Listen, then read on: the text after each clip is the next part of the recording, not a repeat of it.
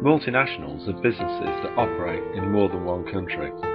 They're also known as transnational corporations.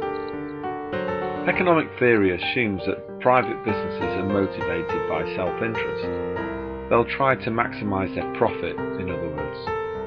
This implies that multinationals will locate in countries where they can achieve the highest rates of profit.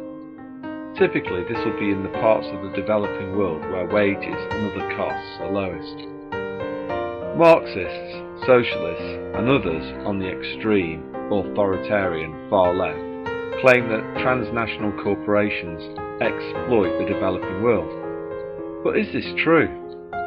James Dyson used to manufacture his vacuum cleaners in Britain. 10 years or so, he chose to offshore production to a brand new factory in Malaysia. From Dyson's perspective, the decision made perfect sense because wages in Indonesia are a lot lower than they are in Britain.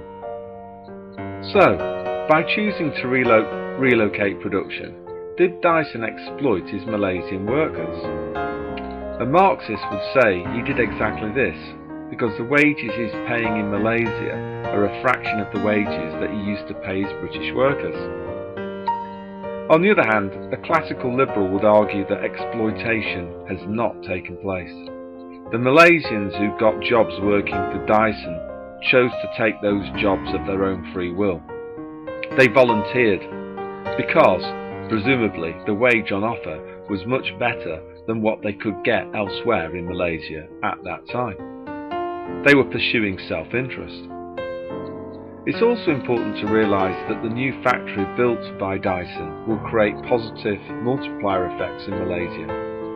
For example, the workforce employed in Dyson's factory will need to eat lunch every day, creating a business opportunity for a local catering firm.